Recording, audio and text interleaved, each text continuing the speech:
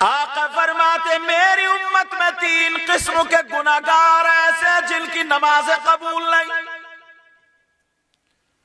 जिनके रोजे कबूल नहीं, जिनकी ज़कात कबूल नहीं, जिनका हज कबूल नहीं। अब जिसकी नमाज, रोजे, हज, ज़कात जो चीज फर्ज थी वो ही कबूल नहीं है, तो फिर वाजिब और सुन्नत और नफल कहां से कबूल होगा? कितने लोग हैं, कितने गुनाहगार हैं, मुझे बताओ कितने? हदीस पढ़ रहा हूं, सलासा ला यक़बलुल्लाहु अज़्ज़ा वजल सरफ़न वला अदला आक़वमल्लाल व मुकज़्ज़िबुम बिक़द्र। नबी फरमाते हैं 3 किस्म के गुनाहगार ऐसे जिनकी कोई इबादत अल्लाह की बारगाह में काबिल कबूल नहीं। ओ लोगों जरा सोचो कौन सा गुनाहगार है? कुछ लोग समझ रहे होंगे शराब पीने वाले के बारे में बता रहे हैं, कुछ लोग समझ रहे होंगे चोरी करने के बारे में, कुछ लोग समझ रहे होंगे एक दूसरे को मारने के बारे में, कुछ लोग समझ रहे होंगे कोई कुछ कोई कुछ कोई कुछ। मगर वो जो सुनोगे तो बात छोटी लगेगी, लेकिन इतनी मोटी है, इतनी मोटी कांटे से नहीं कट रही। बता दूं कौन है जिसकी कोई इबादत काबिल कबूल नहीं? कोई मौलाना की बात हो तो गलत हो सकती है, मेरी हो गलत हो सकती है, तुम्हारी हो गलत हो सकती है, मगर नबी की बात गलत नहीं हो सकती।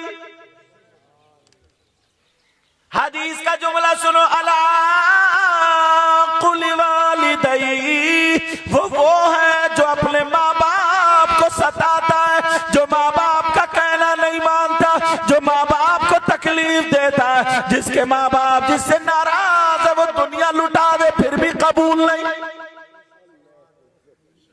कुछ लोग जलसे पे जलसा कराते हैं, हम पहुंच जाएं तो हमारे भी इतने हाथ चूमते के मत पूछो कि सैयद साहब आ गए, सैयद साहब आ गए, पीर साहब आ गए, ये औरों को भी हाथ चूमते और अम्मा और अब्बा तकलीफ में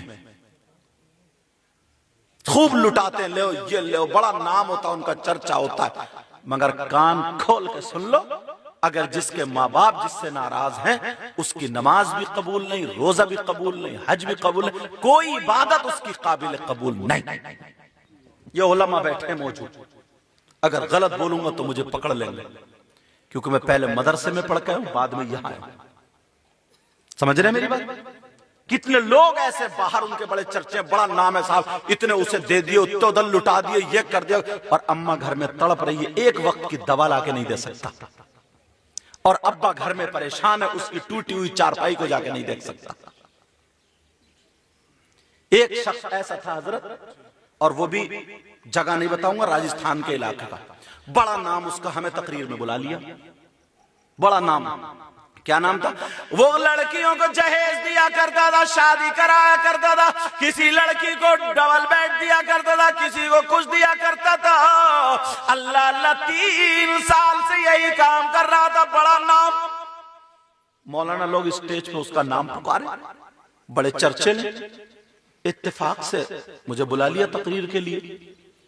7 लड़कियों का निकाह था, शादी थी, प्रोग्राम था, वही जहेज दे रहा था। मैंने पूछा कहां के रहने वाले हो? तो वो उस जगह का नहीं था, बोले वहां से। मैंने कहा तुम्हारे अम्मी अब्बू हैं? बोले हाँ हजरत, अम्मा अब्बा तो हैं। तो मैंने कहा वो कहाँ है? तो बोले वो तो घर पे ही। मैंने उनको कौन? बोले वो छोटा भैया देखता हजरत, 2 साल हो गए, अब्बा मुझसे बोलते नहीं, मैं अब्बा से नहीं बोलता हूँ। अरे मैंने कहा बेटा तू 7 की नहीं 7,000 की भी शादी करा ले तो बेकार है। दूसरे साल को मुझे बुलाया तो नहीं, मगर तकरीर ऐसी करके आया, ऐसी तकरीर करके आया, बक्कल उधेड़ दिए मैंने। जो हक कब ऐसा नहीं है कि तुम मुझे नजराना दोगे तो मैं छुपा के चला जाऊंगा, फिर आलिम होने का मतलब ही क्या हजरत? खुद बताओ। दूसरे साल को बुलाया तो नहीं, मगर एक एक छील छील के रख के आया, और हटा ही नहीं, 2 घंटे बोल के आया। वो आ गए ना दिल में एकदम। जो बाप से जिसने 2 साल से ना बोला हो, बाप को ना देखा हो, मां को ना देखा हो, माँ बाप किस हाल में खाना खाया, पानी पिया, कहां रहे कहां नहीं रहे, तू जहेज पे जहेज दे रहा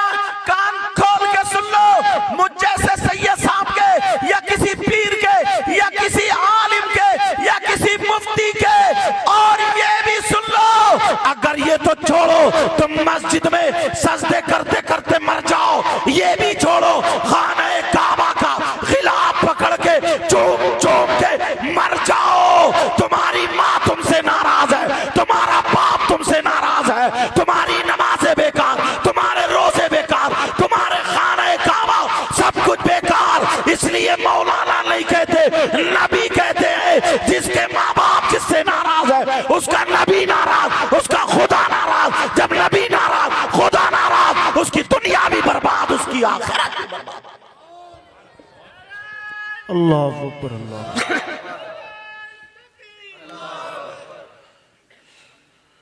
अल्लाह आपको सलामत रखे। बड़ी खुशी हुई है मुझे ये बात सुन करके। दुनिया इमामों को देखते नहीं है, मगर आपने अपने पास से कुछ लोगों ने रुपया पैसे इकट्ठा करके, इमाम साहब आप भी जाके सरकार का रोजा देख के आओ, खाना काबा का तवाफ करके उम्रे के लिए भेज रहे हो।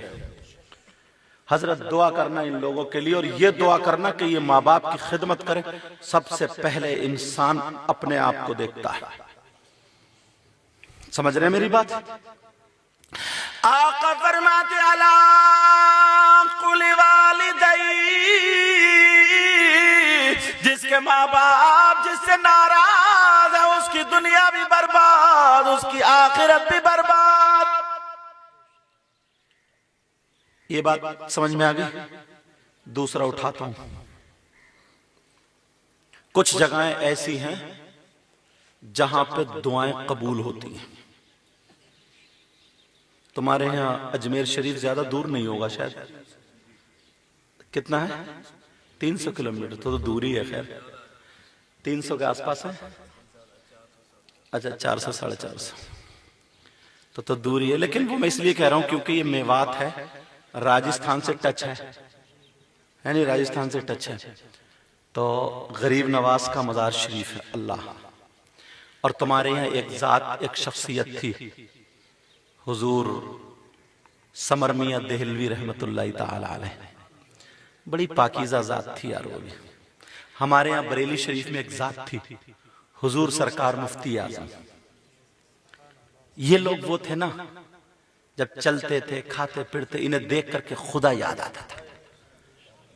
कितने लोगों ने, इन्होंने कहा नहीं कलमा पढ़ ले, कितने लोगों ने इन्हें देख के कलमा पढ़ लिया, और कितने लोगों ने खुद ब खुद इन्हें देख करके तौबा कर लिया बुरे कामों से। ये असर होता है। तो बहुत सारी जगहें ऐसी हैं जहां पर दुआएं कबूल होती हैं। पढ़ते चलेगा। तुम अजमेर शरीफ भी गए होगे, और इधर कोई मजार शरीफ बताओ, बताओ इधर। अरे क्या अल्लाह वालों, हाँ महारारा शरीफ इधर ही है, बदायूं शरीफ भी इधर है। अल्लाह वालों तुम लोग जाते नहीं जाते हो लोग, और जाना चाहिए। लेकिन ये भी सुन लो, मज़ारात पर मर्दों का जाना जायज है, औरतों का जाना जायज नहीं है। और ये भी सुन लो, मज़ार पे जाना मुस्तहब है, सुन्नत है, और नमाज पढ़ना फर्ज है। ये भी ध्यान रखियो, नमाज पढ़ना फर्ज है। अब सुनो, जब मैंने पढ़ा, मैंने देखा यार कहां दुआ कबूल होती है, तो एक जगह मुझे मिल गई। एक बेटा, ओ मेरी बच्ची, मेरा चांद, बोले बोले, वो एक जगह मुझे मिल, हाँ मैंने कह दिया, एक जगह मुझे मिल गई। इतनी प्यारी जगह, अगर वहां पे दुआ हो जाए ना तो 100 के 100% कबूल। यार मौका है तुम्हारे पास, जाओगे, चलोगे? बता दूं उस जगह का नाम? हाँ या ना बोलो, बता दूं? अल्हम्दुलिल्लाह, इतनी प्यारी जगह, इतनी प्यारी। तुम सोच रहे होगे यार हजरत उधर आए, पता नहीं नैनीताल से, उत्तराखंड से, कहां से आए, तो उधर ही ना ले जाएं, हम कैसे जाएंगे? घबराओ मत, परेशान मत हो। वो बारगाह कौन सी है जहां पर 100 के 100% दुआ कबूल? अगर वहां पर तुम्हारे लिए दुआ हो जाए तो तुम्हारे लिए दुआ रद्द नहीं हो सकती। नोट करने वालों कर लो, लिखने वालों लिख लो। तुम इधर आधर भागे फिरते हो, दुआएं कराते हो। मैं बताऊं दुआओं का भंडार कहां पर है, मैं बताऊं दुआओं की मकबूलियत कहां पर है, मैं बताऊं दुआ कहां पर कबूल होती और दावा कर रहा हूं तो दलील भी इतनी अच्छी दूंगा कि तुम्हारे चेहरे मुस्कुरा जाएंगे। वो बारगाह कौन सी है? वो बारगाह कोई और नहीं, वो बारगाह तुम्हारी माँ, तुम्हारे बाप, तुम्हारे माँ बाप की बारगाह। जाओ माँ बाप को राजी कर लो, जाओ माँ बाप की खिदमत कर लो। जब तुम्हारे माँ बाप तुमसे राजी हो जाए, उनका दामन पकड़ के उनसे दुआएं करा लो और कहो दुआ कर दो। अगर ये तुम्हारे माँ बाप लड़खड़ाते हुए हाथों से, थर्राते हुए हाथों से अगर तुम्हारे लिए दुआ कर दे तो खुदा की कसम माँ बाप की दुआ रद्द नहीं हो सकती। इसलिए ये मैं नहीं कहता, नबी फरमाते हैं। जिस नबी का तुम कलमा पढ़ते हो वही नबी कहते हैं। जिस नबी ने कहा जन्नत है तुमने देखी लेकिन तुमने नहीं देखी लेकिन मान लिया, जिस नबी ने कहा जहन्नम है तुमने नहीं देखी लेकिन मान लिया, वही नबी फरमाते हैं दुआउल वालिदैन अन औलादिहिमा का दुआई नबी जी अन उम्मतिही। नबी फरमाते हैं माँ बाप की दुआ औलाद के हक में ऐसी होती है जैसे मुझ मोहम्मद की दुआ मेरी उम्मत के हक में हो। सुभान अल्लाह, सुभान अल्लाह। नारे तकबीर, नारे रिसालत, नारे गौसियत, मसलके आला हजरत हुजूर सैयद मुकीमुर रहमान साहिब किबला जिंदाबाद। बेटा तुम्हारा मैक बोलने के लायक नहीं हो रहा, इसको संभालो। हालांकि ज्यादा बुरा नहीं कहना चाहिए मगर इसलिए कह रहा हूं ताकि आगे कहीं भी जाओ ना तो अच्छा रहे।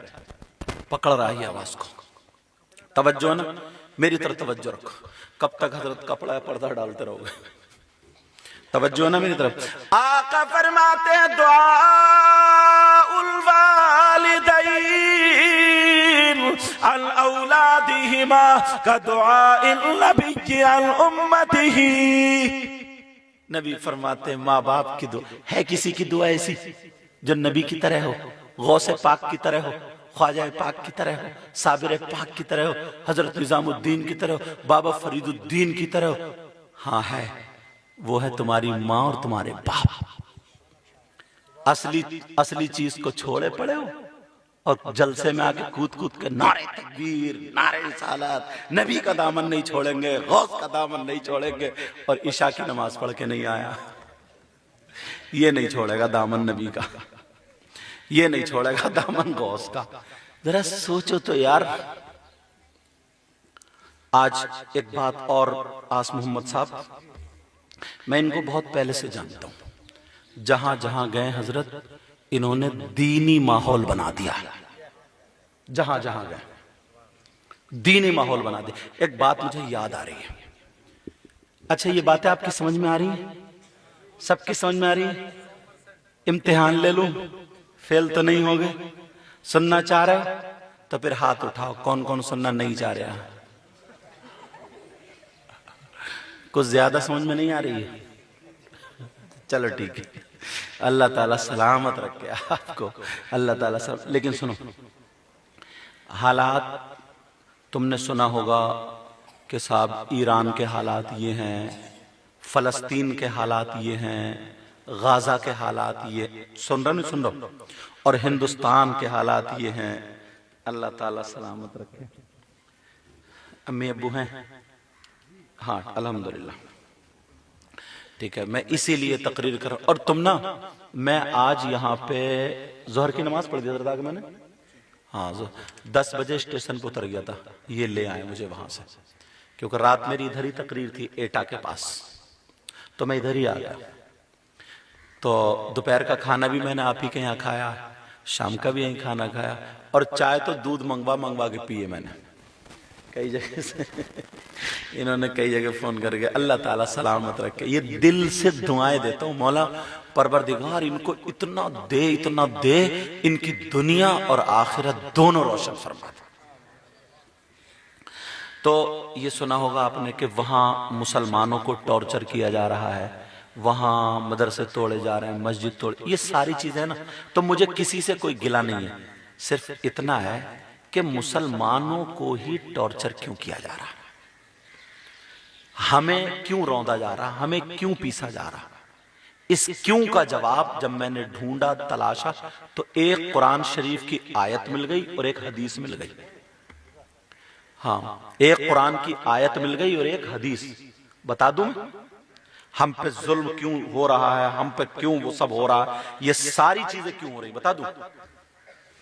कुरान शरीफ की आयत पहले सुनो। अल्लाह फरमाता वकज़ालिका नुवल्ली बाज़-ज़ालिमीन बाज़ बिमा कानू यक्सिबून। कुरान शरीफ की आयत, हजरत इसका मफहूम सुनना, इसका मतलब समझना। और हदीस शरीफ में आका फरमाते हैं, इन दोनों आयत और हदीस का मतलब बता रहा हूं। वो कौन कौम, तवज्जो रखना, वो कौम जो गुनाहों में हद से आगे बढ़ जाती है, वो कौम जो गुनाह करने में शर्माती नहीं है, वो कौम जो गुनाह खुलेआम करने लगती है, वो कौम जो अपने भाई का भाई हक मारने लगता है, वो कौम जिसमें जिना आम हो जाता है, शराब आम हो जाती है, एक दूसरे को लूटना मारना खसोटना आम हो जाता, वो कौम जिसमें लोग बड़ों की इज्जत करना छोड़ दे, वो कौम जिसमें लोग एक दूसरे को सताना शुरू कर दे। अब सुनो, अल्लाह तबारक व तआला फरमाता है और हदीस शरीफ में सरकार फरमाते हैं, ऐसी कौम पर अल्लाह ताला अजाब नाजिल फरमाता है, मगर वो अजाब अब टिड्डियों की शक्ल में नहीं, वो अजाब जुओं की शक्ल में नहीं, वो अजाब पानी की शक्ल में नहीं, वो अजाब बिजली की शक्ल में नहीं, वो किसी भी शक्ल में आ सकता है, मगर आका फरमाते हैं, नबी फरमाते हैं, आका फरमाते हैं, जो कौम गुनाहों में हद से आगे बढ़ जाती है, ऐसी कौम पर अल्लाह ताला जालिम बादशाह मुसल्लत कर देता है, जालिम गवर्नर मुसल्लत कर देता है, मुसल्लत कर देता है ऐसा जालिम बादशाह कि अब वो उस कौम को सांसें लेना दुश्वार कर देता है, चलना दुश्वार कर देता है, खाना दुश्वार कर देता है, पीना दुश्वार कर देता है, सोना दुश्वार कर देता है, उठना जागना चलना फिरना सांसें लेना रहना जिंदगी गुजारना दुश्वार कर देता है। अब मुझे बताओ, जरा अपनी कौम पे नजर मारो, तुम्हारे नबी ने फरमाया शराब के करीब मत जाओ, कितने लोग शराबी है, जुओं के पास मत जाओ, कितने लोग जुआ खेल रहे, गुनाह मत करो, लेकिन लोग नहीं बच रहे, कदम कदम पर अल्लाह की नाफरमानियां कर रहे हैं, तो जालिम बादशाह हम पर मुसल्लत कर दिया गया है। ऐ लोगों, अगर इस अजाब से बचना है तो तुम्हें मस्जिदों की तरफ आना होगा, तुम्हें मदरसों की तरफ आना होगा, तुम्हें खानखाओं की तरफ आना होगा, तुम्हें उलमा की तरफ आना होगा, तुम्हें मस्जिदों की तरफ और माँ बाप की तरफ आना होगा, तुम्हें अच्छाइयों की तरफ आना होगा, तुम्हें शराबों से जुओं से सट्टों से हराम कामों से बचना होगा, और तुम यही कहोगे हम गुलाम नबी है, मगर नारा लगाने वाले नहीं, बल्कि ऐसे गुलाम नबी बनो, अगर खाओ तुम्हारे खाने की अदा बोले नबी नबी, तुम्हारे पीने की अदा बोले नबी नबी, तुम्हारे चलने की अदा बोले नबी नबी, तुम्हारे सोने की अदा बोले नबी नबी, तुम्हारे उठने बैठने खाने पीने और सारी अदा बोले नबी नबी। खुदा की कसम, अल्लाह की रहमत तुम्हारे सामने होगी और कामयाबी तुम्हारे कदम चूमेगी। समझ रहे हैं मेरी बात? जिंदाबाद। कमी हमारी और आपकी। अगर इजाजत हो तो थोड़ी थोड़ी एक एक दो दो बातें बताऊं ताकि पता चल जाए। कोई धर्म ऐसा नहीं है, कोई मजहब ऐसा नहीं है जैसा कि इस्लाम हो, जैसा भी हजरत ने बताया, इन्ना दीना इंदल्लाहिल इस्लाम। क्यों? उसमें अगर कहीं गुनाहगार लोगों के लिए मालूम है, जहां उनके गुनाहों की वजह से उनकी बिगड़ी नहीं बन रही है, परेशान है, इधर आधर है, तो अल्लाह ने हमारे और तुम्हारे लिए अपने मखसूस बंदे, महबूब बंदे, अल्लाह के वली भेज दिए। अल्लाह ने भेज दिए अल्लाह के वली कि तुम जाओ और इनसे दुआ करा लो, तुम्हारा बेड़ा पार। वो अल्लाह वाला पूरी जिंदगी शरीयत मुस्तफा के मुताबिक चलता रहा, दुनिया से चला गया, उसका मजार शरीफ बना दिया। बोलो बनाया नहीं बना? मजार शरीफ पर कितने लोगों की बिगड़ी बनती है। जहां पर डॉक्टर फेल, हकीम फेल, दवाएं काम ना करे, कोई डॉक्टर का काम ना करे, अल्लाह वाले की चौखट पे चले जाओ तो कैंसर खत्म। 8-8, 10-10 साल हो गए, औलाद नहीं है, बच्चे नहीं, अल्लाह वाले की चौखट पे चले जाओ, नजर करम हो जाए, अल्लाह ताला बेटा या बेटी अता फरमा देता। कहीं पे दर्द हो, अल्लाह वाले की नजर करम हो, अल्लाह ताला उसका बेड़ा पार कर देता। अल्लाह ने अपने मखसूस बंदे भेजे, साल में एक मर्तबा तुम इकट्ठे हो, जमा हो और उसके नाम पर कुरान खानी करो, अल्लाह वालों का जिक्र करो, अल्लाह का जिक्र करो, नमाजें पढ़ो, अपने गुनाहों से तौबा करो और किसी नेक आलिम को, किसी नेक परहेजगार को बुलाओ और बुला करके दुआएं करा लो। वो सबके लिए दुआ करें, ऐ अल्लाह किसी की औलाद ना हो तो औलाद दे दे, ऐ अल्लाह कोई बीमार हो तो शिफा दे दे, ऐ अल्लाह कोई कुछ भी परेशानी में मुब्तला उसकी परेशानी को दूर कर दे। इस अल्लाह वाले के नेक आमालों की वजह से मौला परवरदिगार इनके सदक़े तुफैल से तू इसको तमाम आफतों से बचा दे। बोलो बेड़ा पार होता नहीं होता? कितनी पाकीज़ा जगह है किसी धर्म मजहब में, मगर अफसोस ये हमारी कौम उर्सों के नाम पर बाज जगह उर्स में गुंडागर्दी शुरू हो गई है। तुम्हें क्या पता, मैं हिंदुस्तान में घूमता हूं, बुरा मत मानिए, और बुरा तुम्हें लगेगा भी नहीं क्योंकि तुम ईमान वाले हो, तुम ये चाहते हो कि बातें अच्छी होनी चाहिए। तुम खुद बताओ, एक अल्लाह वाले की चौखट पे एक लेडीज कव्वाल और एक जेंट्स कव्वाल, लेडीज इधर बैठी है, जेंट्स इधर बैठा, वो उसे गंदे गंदे शेर कह रही है और वो उसे कह रहा है, और नौजवान नोटो ले लेके उनकी रगों में शैतान दौड़ रहा है। बताओ ये काम अच्छा क्या? और वो भी कहां? अल्लाह वाले के मजार पे। तुम्हें तो उसकी जिंदगी से सबक लेना चाहिए था कि इसने नमाजें पढ़ी है, हम भी पढ़ेंगे, मगर ये कौन कारनामे कर रहा है? गैर मुस्लिम कर रहे हैं, हुकूमत कर रही है, हमारे तुम्हारे भाई कर रहे हैं। कौन कर रहा है? अब अजाब नहीं उतरेगा तो क्या उतरेगा? मुझे बताओ। कारनामे देखें और इन चीजों को ढाने की बात छोड़ो। अगर कोई दीन को ढाए, दीन को, तुम्हारे इस दोसरस में कोई ऐसा आ जाए जो दीन को ढाता हो, कोई औरत हो या आदमी, बोलो तुम उसे पसंद करोगे? उससे दोस्ती करोगे? उससे रिश्तेदारी करोगे? मिठाई की तरफ मत देखो, मेरी तरफ देखो। इंशाल्लाह बात पूरी करूंगा, या खत्म कर दूं? जरा बात पूरी करूं, खत्म करूं? अच्छा हाँ, मुझे बता देना। आप लोग प्यारे हो, मोहब्बत में दिल से दुआएं करता हूं, अल्लाह आपको सलामत रखे। हाँ तवज्जो रखो। अगर कोई तुम्हारे दोस्त रस में ऐसा आ जाए जो दीन को ढाता हो, तुम उससे दोस्ती करोगे? दस्तरखान पे खाना खिलाओगे? मगर तुमने हदीस नहीं सुनी। तुम में से कोई अगर हो तो तौबा करोगे? कम से कम इस गांव में कितने घर हैं हजरत? 1000 घर है। मस्जिदें कितनी है? 11 मस्जिदें, माशाल्लाह। अरे 11 मस्जिदें, बड़ा गांव है इसका मतलब, बड़ा गांव है, 11 मस्जिदें। तवज्जो रखो मेरी तरफ।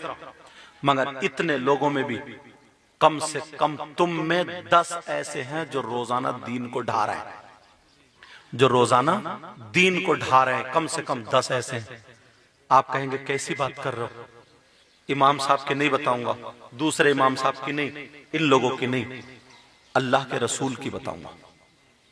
बोलो हदीस गलत हो सकती है क्या? अल्लाह के रसूल का फरमान गलत हो सकता है? कौन है वो जो दीन को ढाता है? बताऊं मैं उसके बारे में? आका फरमाते हैं सलातु इमादुद्दीन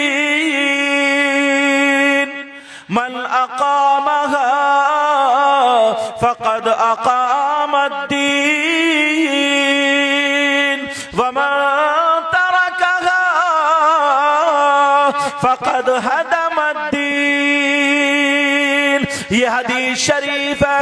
आका इरशाद फरमाते हैं अस्सलातु इमादुद्दीन, नमाज दीन का सुतून है, दीन का खंबा है, दीन का पिल्लर है। नमाज दीन का सुतून है। मल अकामहा फकद अकामद्दीन, जिसने जिसने नमाज को कायम रखा उसने दीन को कायम रखा। वमा तरकहा फक़द हदमद्दीन, जिसने नमाज को छोड़ दिया उसने दीन को ढा दिया। ये कौन कह रहा है? नबी। अब तुम्हारे घर में 3 बेटी 2 बेटे या 2 बेटे 3 बेटी या 2 बेटे 2 बेटी, जितनी भी औलाद है, ईमानदारी से बताओ फजर में सब नमाज पढ़ रहे हैं? तो दीन को ढाने वाली हुकूमत हुई या हमारी औलाद? भाई नबी की बात तो गलत नहीं हो सकती। क्या हो सकती है? आका की बात गलत नहीं हो सकती। कितने लोग ऐसे जो नमाज नहीं पढ़ते? अब जरा सोचो, आका फरमाते हैं वमन तरकहा फक़द हदमद्दीन, जिसने नमाज को तर्क किया उसने दीन को ढा दिया। हमारे घरों में जनाबे वाला होश में आओ, फजर में हमारे घरों में दीन को ढाया जाता है, ज़ोहर में हमारे घरों में दीन को ढाया जाता है, असर में हमारे घरों में दीन को ढाया जाता है, मगरिब में और ईशा में हमारे घरों में दीन को ढाया जाता। कई एक जगह कोई दीवार ढा दी गई, पूरे हिंदुस्तान में मीडिया के जरिए फैल गई, और हमारे घरों में एक दिन में 5 मरतबा दीन ढाया जाता है। तो कहीं नहीं फैलता, आसमानों पे फैल जाती है। मुझे बताओ, दीन को ढाने वाली हुकूमत नहीं, हम और आप है। अगर दीन को बचाना है तो नमाज कायम करनी होगी, नमाज पढ़नी होगी, नमाजों की तरफ आना होगा। तारीख उठा करके देखो, जिन लोगों ने दीन को कायम किया उसका नाम अबू बकर है, उनका नाम हजरत उमर है, उनका नाम उस्मान गनी है, उनका नाम मौला अली है, हसन हुसैन है। तुम दिखा दो, अगर अबू बकर सिद्दीक की एक टाइम की नमाज छूटी हो, हजरत उमर की एक टाइम की नमाज नहीं छूटी, उस्मान गनी मौला अली की नमाज नहीं छूटी, बड़े पीर की नमाज नहीं छूटी, एक भी वली तुम नहीं दिखा सकते जिसकी नमाजें ना हो। सारे के सारे वली, सारे के सारे गौस, सारे के सारे कुतुब, अब्दाल, वुतदा, हुजबा, जितने भी नेक लोग हैं सबके सब नमाजी थे। पता चला जो नेक होगा वो नमाजी भी होगा। अगर नमाज से हट के नेकी का दावा करे तो वो नेक हरगिज नहीं हो सकता। समझ रहे मेरी बात? मेरे नबी को हजरत अबू बकर सिद्दीक ने कह दिया था, मेरे नबी ने कहा था हजरत अबू बकर सिद्दीक से, अबू बकर का जी आका का तुम जन्नती हो, उमर जी आका तुम जन्नती, उस्मान तुम जन्नत, अली तुम। 10 सहाबा को कहा जिनको अशरे मुबश्शरा कहते हैं, और वक्तन फवक्तन और भी सहाबा सहाबियात को नबी ने बशारत दी। तो यार उन्हें तो इतना मोटा तकिया लगा के लेट जाना चाहिए था। अब तो नबी ने मुझे जन्नत की बशारत दे दी, अब मैं नमाज पढ़ के क्या करूंगा? हजरत अली तो सैयद नहीं, सैयदों के बाप है, और हजरत इमाम हुसैन जन्नती ही नहीं बल्कि जन्नती जवानों के सरदार है। फातिमा सिर्फ जन्नती ही नहीं, जन्नती औरतों की सरदारा। एक टाइम की भी नमाज छूटी, वो तो ये कह सकते थे इमाम हसन और हुसैन कि मेरे तो नाना जन्नत के मालिक हैं, मेरे तो नाना ये हैं, मेरे बाबा ये हैं, मेरी अम्मा ये हैं, मैं ये हूं, मैं सैयद हूं, आले रसूल हूं, मैं यूं हूं, मैं तू, मैं सहाबी रसूल। कहा एक टाइम की नमाज नहीं छूटी, एक वक्त की नमाज नहीं छूटी, और तुम लोग इनसे दावा करते हो मोहब्बत का। हम लोग दावा, औरतें भी नमाजें कम पढ़ती हैं, इन्हें भी तवज्जो रखना चाहिए, इन्हें भी ध्यान देना चाहिए। औरत का मकाम लोग नीचा करके बताते कम नहीं है, खासकर मुसलमान औरत का मकाम इतना ऊंचा है, इतना ऊंचा है। मालूम है तुम्हें? 10-10 लाख की किताबें, 10-10 हजार की किताबें इकट्ठी कर लो, बड़ी बड़ी महंगी किताब, मगर किसी किताब पे तुम्हें गिलाफ नहीं मिलेगा। अगर गिलाफ मिलेगा तो सबसे अच्छी किताब जिसका नाम कुरान शरीफ है, मुअज्जम मुकर्रम, उस पे गिलाफ, उस पे पर्दा मिलेगा। तुम 10 करोड़ रुपए का, 10 अरब का मकान बना लो, किसी पे गिलाफ नहीं मिलता। मगर सारे मकानों से अच्छा मकान अल्लाह का घर है, बैतुल्ला काबा शरीफ, उस पे गिलाफ है, खाने का गिलाफ। किसी भी धर्म की कितनी खूबसूरत औरत, कितनी अच्छी औरत, कुछ भी ले आओ, मगर किसी पे पर्दा नहीं। मुसलमान की मुअज्जम बेटी है, मुकर्रम बेटी है, अल्लाह ने इसके लिए भी पर्दा किया। सुभान अल्लाह, सुभान अल्लाह। इसको भी पर्दे में रहना। मुसलमान की वो बेटी अगर ये सही अमल कर लेना तो जब बच्चा पैदा करती है ना तो वली पैदा कर देती है, हाफिज कुरान पैदा कर देती है। बड़े पीर की माँ पेट में बड़े पीर साहबा बर्तन मांज रही है, कुरान शरीफ पढ़ रही है, झाड़ू मार रही है, कुरान शरीफ पढ़ रही है, सुबह से शाम तक 18 पारे पढ़ लेती है। जब बेटा पैदा हुआ तो 18 पारों का हाफिज कुरान पैदा हुआ। सुभान अल्लाह, सुभान अल्लाह, जिंदाबाद। तुम भी अपनी बच्चियों का रिश्ता करो तो दीनदार से करो, नमाजी से करो, हाफिज मिल जाए और अच्छा, आलिम मिल जाए तो और अच्छा, पढ़े लिखे से करो। दौलत रुपया मत देखो, उसके पास दीन की दौलत देखो। एक लड़की थी, एक लड़की की जिंदगी सुनाऊं? सुनना चाह रहे हो? मुझे याद आ गई हजरत इमाम साहब किबला। वो लड़की ने ना थोड़ी शर्मीली थी, उसने दिली दिल में ये बातें सुनी तो उसने कहा, या अल्लाह तू मेरी शादी कराना तो किसी हाफिज कुरान से कराना, इसलिए उसके सीने में कुरान होगा तो उसके दिल में नूर होगा। उसने बाप को नहीं बताया, माँ को नहीं बताया, रोजाना सूरह वाक़िया पढ़ पढ़ के दुआएं कर रही है, अल्लाह मेरा जिससे निकाह हो वो हाफिज कुरान हो। जब वो लड़की बालिग हो गई, जवान हुई, बाप ने रिश्ते ढूंढे, रिश्ते आए, एक जगह से अच्छा रिश्ता है, लड़का अच्छा था, दीनदार था, बाप को पसंद आया, बेटी के पास गया, कहा बेटी ऐसे ऐसे लड़का है, दीनदार है, नमाजी है, तुम्हारी क्या राय है, मुझे पसंद है, रिश्ता कर दूं? बाप ने पूछा। अब लड़की वहीं दिल को महसूस के बैठ गई, शर्मीली थी, बाप से कैसे कह दे कि अब्बा किसी हाफिज कुरान से करा दो। कहा बजान आपको पसंद है? कहा जी। कहा ठीक है, जो आपको पसंद है वो बस मुझसे मत पूछो, मुझे पसंद है। पहले की लड़की इतनी शर्मीली होती थी, उसने अपने बाप को नहीं बताया, मगर दिली दिल में सोचती रही, या अल्लाह मेरी कौन सी ऐसी खता जो दुआ कबूल नहीं हुई। रिश्ता हो गया, लड़की की मर्जी से हुआ, शादी हो गई, निकाह हो गया। अब जब रुखसती हुई, लड़की दुल्हन बन के शौहर के घर में आई, शौहर मस्जिद में नमाज पढ़ के आया, इसने घर में नमाज पढ़ी बीबी ने, और जब रात को कमरे में आया उसने बीबी को सलाम किया, इसने खड़े होकर के इस्तकबाल किया, क्योंकि दीनी तालीम थी। और आजकल तो मोबाइलों के जरिए हो रही है सारी चीजें। लड़की को जब देखा तो थोड़ा चेहरा उतरा हुआ, शौहर ने कहा क्या बात है, तुम्हारा चेहरा उतरा हुआ क्यों है? क्या मैं पसंद नहीं हूं? तुम्हें मुझसे रिश्ता करना पसंद नहीं? तुम्हें यह शादी पसंद नहीं? तुम्हारी मर्जी थी तभी तो मैंने रिश्ता आगे बढ़ाया। तो वो बीबी कहने लगी, मेरे सरताज ऐसा कुछ नहीं, मुझे तुम पसंद हो, और जब मेरी मर्जी हुई तभी मैंने इजाजत दी और तभी निकाह हुआ, बगैर इजाजत के निकाह नहीं होता। कहा फिर चेहरा उतरा हुआ क्या है? कहा तुम सर से लेकर के पैर तक अब मैं तुम्हारे हवाले हूं, सर से लेकर के पैर तक अब मैं तुम्हारी बीवी हूं, तुम्हारी शरीक हयात हूं। का बात बताओ? का एक दिल में एक बात है। का क्या?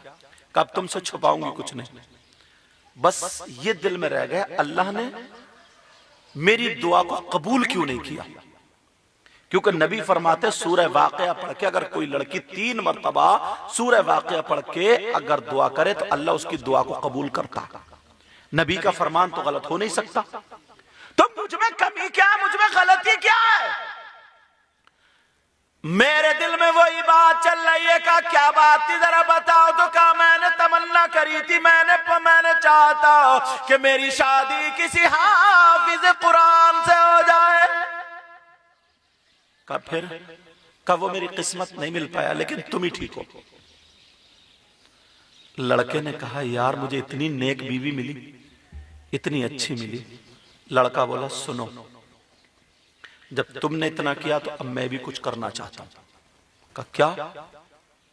कहा तुम मेरा साथ देना, इंशाअल्लाह अब मैं तुम्हें उस वक्त हाथ लगाऊंगा जब हाफिज कुरान हो जाऊंगा। लड़का क्या बोला? उस वक्त हाथ लगाऊंगा जब हाफिजे। बोली पूरा कुरान है, 30 सिपारे हैं। कहा नहीं, तुम्हें मेरा साथ देना होगा। कहा क्या? कहा मैं सुबह ही घर से निकल जाऊंगा और किसी मदरसे में जाकर के हिफ्ज करके तभी लौटूंगा, मगर तब तक मेरी माँ तुम्हें उधेड़ देगी, मेरी बहनें तुम्हें खा जाएंगी, मोहल्ले वाले तुम्हें ताने देंगे, मेरे बारे में पूछेंगे, तुम्हें बहुत बुरा भला कहेंगे, तुम्हें बर्दाश्त करना होगा। बीबी ने हरचंद मना किया मगर नहीं माना वो। बस दुरूद शरीफ पढ़ते रहे वो दोनों और सुबह ही निकल गया। अब लड़की रो रही थी कमरे में, क्या होगा क्या होगा। उसकी दूल्हा की बहनों ने जब खटखटाया, भाभी भाभी उठी, भैया कहाँ हैं? चले गए। कहीं? क्यों चले गए? अब तो सब उल्टे बरसने लगे कि ये वो है, ये डायन है, ये है, ये हर तरीके की बोली अपनी अपनी। माँ ने देखा मेरा बेटा कहाँ गया। कहा पहली रात में तू खा गई, तू डायन है। कौन है?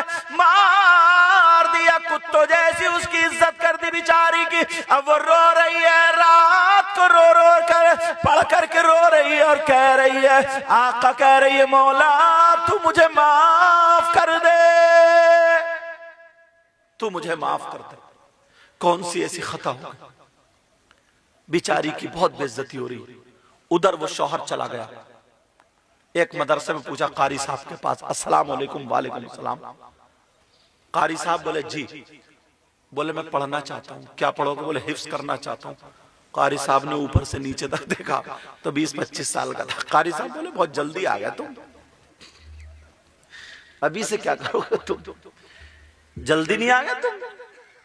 बोले कारी साहब ये मत पूछो, दिल से लगी है हिफ्ज करना।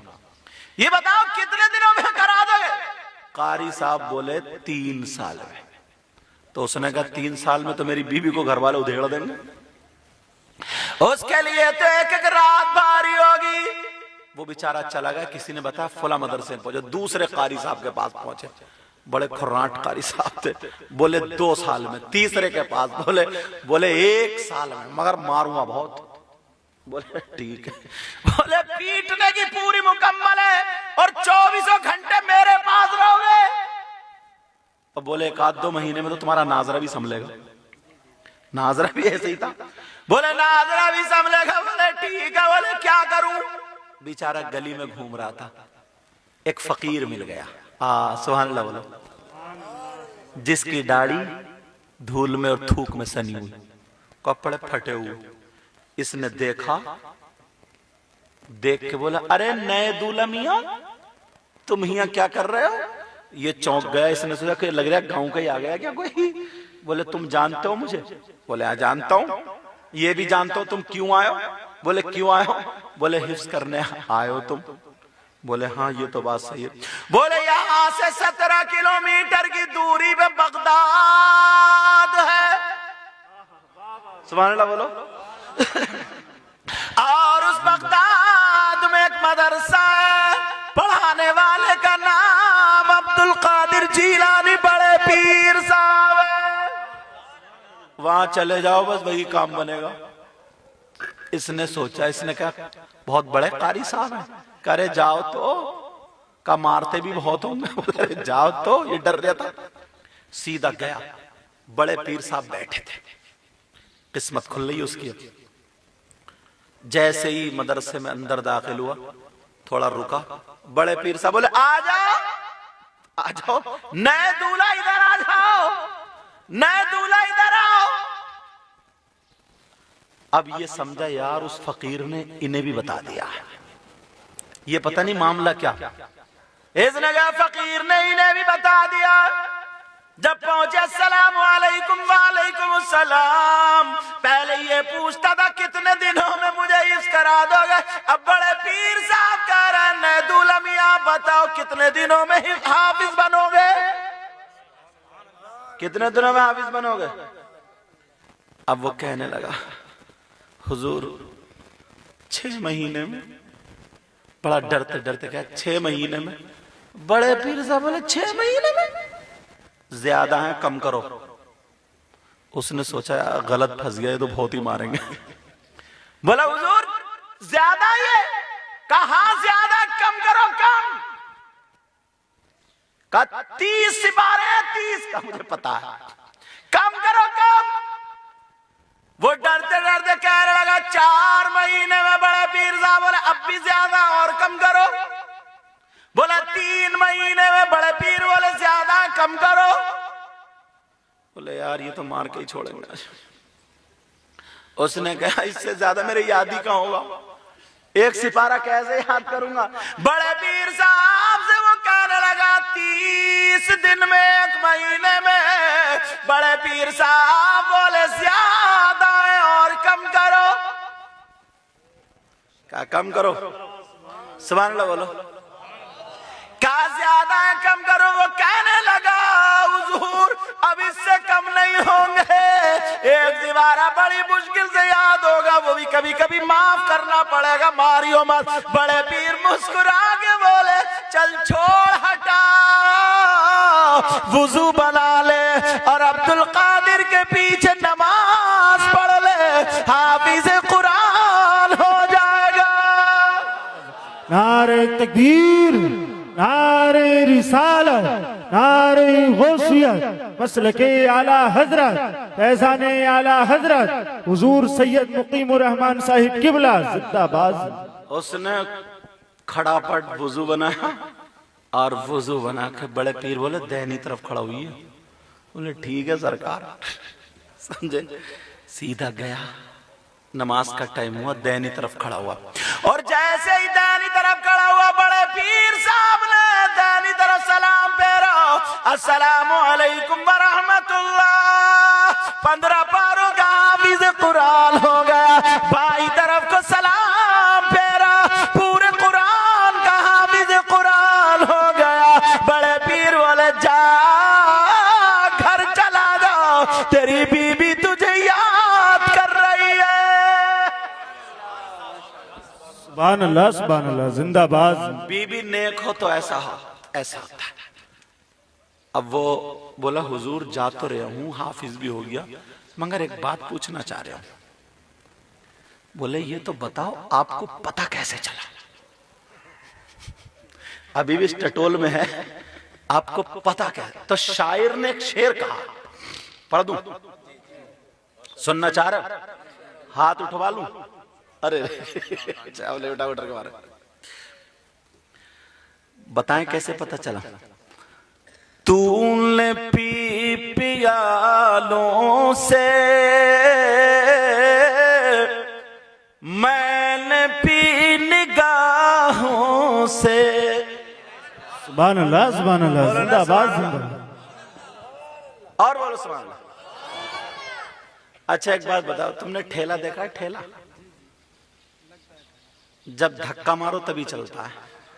अब तुम्हें मैं ठेला तो कह नहीं सकता, मगर धक्का भी मत लगवाओ, खुद ही बोलोगे ना सुभान अल्लाह, समझ गए होगे ना। मेवात है अल्हम्दुलिल्लाह, जज्बाती लोग। तूने पी पियालों से, मैंने पी निगाहों से। तूने पी पियालों से,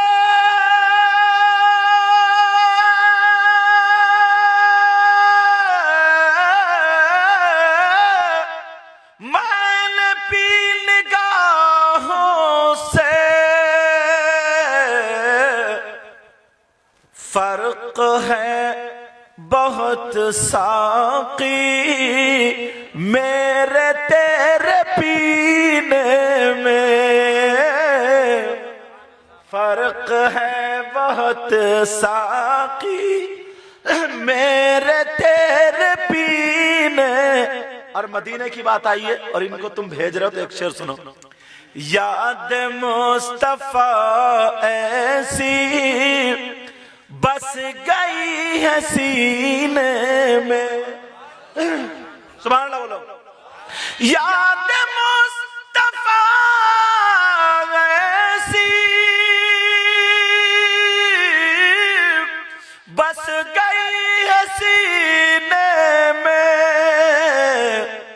जिस्म हो कहीं अपना दिल तो है मदीने में। जिस्म हो कहीं अपना, बोलो ना। टाइम बताइए जरा, टाइम बताइए। अच्छा 3 मिनट कम है, 1 बजने में।